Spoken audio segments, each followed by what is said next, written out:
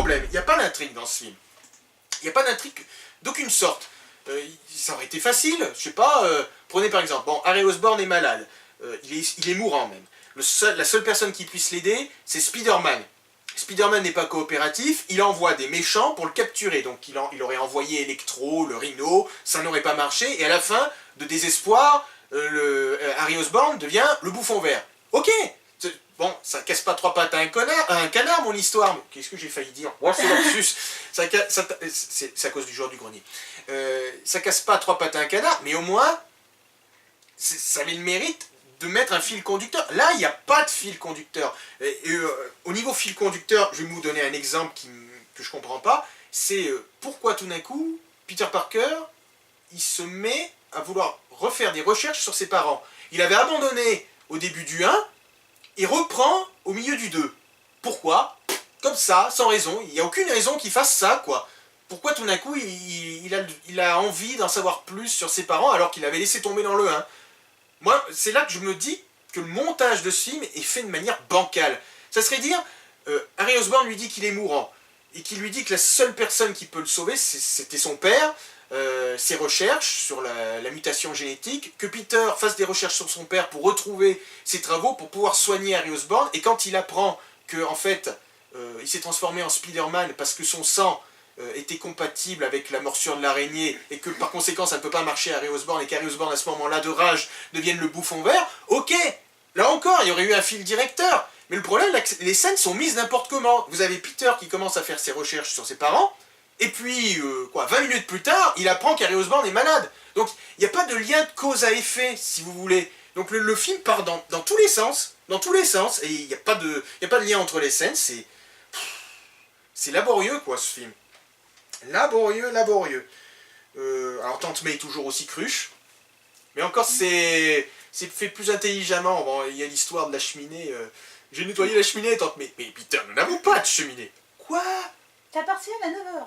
T'as partiel à 9h, voilà, ça se termine presque comme ça la scène. Moi je me poserais des questions, je me dirais, mais mon neveu est complètement défoncé. Mais même pas. Et un truc aussi qui m'exaspère, tout le monde dit oh l'intrigue amoureuse entre Peter et Gwen, elle est géniale. Elle est géniale. Non mais attendez, vous avez conspué les films de Sam Raimi par rapport aux intrigues amoureuses, à raison, hein, je vous jette pas la pierre parce que... Hein, Peter et Mary Jane, hein. Bah, ça se reproduit tout le temps, c'est toujours le même schéma psychologique d'un film à l'autre. Il régresse d'un film à l'autre, quoi. Il évolue extrêmement bien dans le 1, alors on se dit, bon, bah voilà, il assume le fait qu'il est un super-héros. Il assume déjà à la fin du 1 chez Sam Raimi qu'il est un héros, et donc qu'il doit sacrifier son grand amour pour rester le héros qui veut être. Bah, un grand pouvoir implique de grandes responsabilités. Et dans le 2, bah, on repart de zéro. Et dans le 3 aussi. Il régresse, c'est le même schéma. Il régresse à chaque début de film dans la trilogie de Sam Raimi. Ça y est, voilà, je peux pas être avec toi, mais finalement, t'as Mary Jane qui arrive et voilà, oui, on va essayer. Ouais, et qu'est-ce qui se passe avec Gwen dans Amazing Spider-Man 2? Exactement la même chose. Alors il y a des gens qui ont critiqué Sam Raimi parce qu'ils trouvaient les scènes sentimentales nunuches, cuculapraline. Oui, c'est vrai que Mary Jane commençait à me taper sur le système, j'avais envie de la gifler. Bon, c'est mieux fait, on va dire, dans Amazing Spider-Man 2, c'est moins cuculapraline, mais c'est exactement le même schéma. Je t'aime, mais je peux pas rester avec toi. À la fin du 1, il lui dit ça. Il se remet avec à la fin du 1. Au début du 2, ils se séparent de nouveau. À la fin du 2, ils se remettent ensemble. Bon, les mecs, consultez un psy, ça vaudra mieux, hein. Une aide conjugale, je sais pas, mais faites quelque chose. Ça peut pas... C'est exactement le même schéma narratif que dans Spider-Man, la trilogie initiale. Mon Dieu, c'est... Puis alors, ça c'est pareil, pour des films qui essayent de... Faut pas faire comme Sam Raimi. On essaye de... Ils arrêtent pas d'y revenir. Alors là, on a parlé de la relation entre Gwen et Peter, qui est similaire, mais le costume de Spider-Man, vous l'avez vu? Alors, vous allez me dire, mais tu sais pas ce que tu veux, mais... Le costume, là pour le coup... c'est proche de la version Sam Raimi. Bah, à part qu'il a les yeux plus gros, peut-être le design de la toile qui est différent, mais grosso modo c'est le même. Enfin, pour des mecs qui veulent faire un reboot, quelque chose de différent de Sam Raimi, ils n'arrêtent pas d'y revenir. Alors ça veut dire une chose, c'est que Sam Raimi était pas si nul que ça au final. Enfin, pour ceux qui le critiquent, voilà, voilà. Vous pouvez au moins admettre qu'il a fait de bonnes choses, Sam Raimi. Après, moi, j'ai juste une remarque à faire. Tant qu'on parlait du couple, Mary Jane, Peter et Gwen et Peter, c'est qu'on a aussi deux façons... Enfin, comment expliquer ça? On a des acteurs qui n'ont pas déjà le même âge. Parce que la volonté aussi de rajeunir dans The Amazing Spider-Man est là. Alors que chez Sam Raimi, on avait des acteurs qui étaient déjà beaucoup plus âgés. Oui, donc, il avait la trentaine, Tobey Maguire. Ah oui, mais même oh zut. Kirsten Dunst. Oui, voilà, elle était beaucoup plus âgée. On a des personnages beaucoup plus âgés, même James Franco était plus âgé que les acteurs que l'on a actuellement. Oui, mais ça c'est pas... Mais c'est deux visions complètement différentes. Alors le côté gnangnan, c'est vrai que ça l'était... Enfin, j'essaye d'analyser par rapport à ce que j'ai de souvenirs de la trilogie Raimi. C'est quand même gnangnan, quoi. Oui, c'est gnangnan, mais enfin... Quand il y a des scènes, c'est...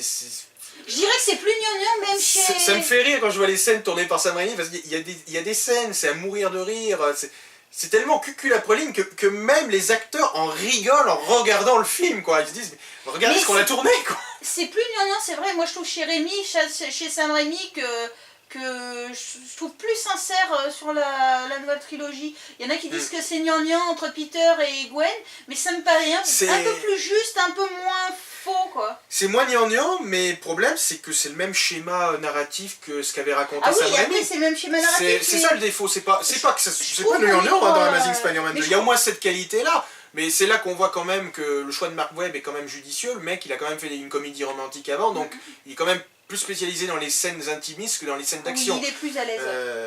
Ça se voit d'ailleurs dans Amazing Spider-Man qu'il n'est pas très à l'aise avec les effets spéciaux. Vous verrez, il n'y a pas une scène de transformation de Kurt Connors en lézard, ou très vite fait. Il n'y a pas une scène de transformation intégrale.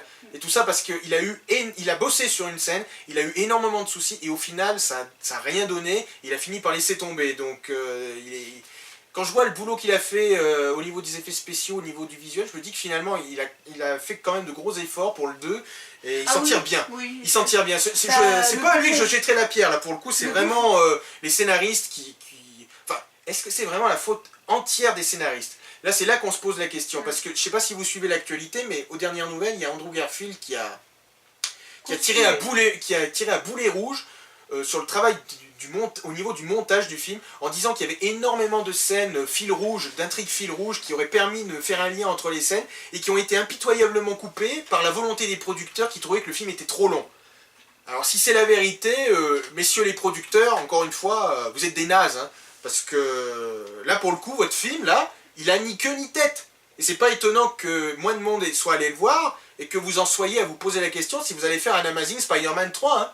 Faut vous poser des questions, faut vous remettre en question, hein, parce que c'est bien beau de prendre Mark Webb, un mec qui a juste une comédie romantique à son actif, c'est pour mieux le contrôler certainement, voilà, il va pas ouvrir sa gueule, contrairement à un Sam Raimi qui mettait des bâtons dans les roues, très certainement, mais enfin, voilà, si c'est pour prendre des trucs pareils, même pas finis, non, désolé, moi je suis pas d'accord.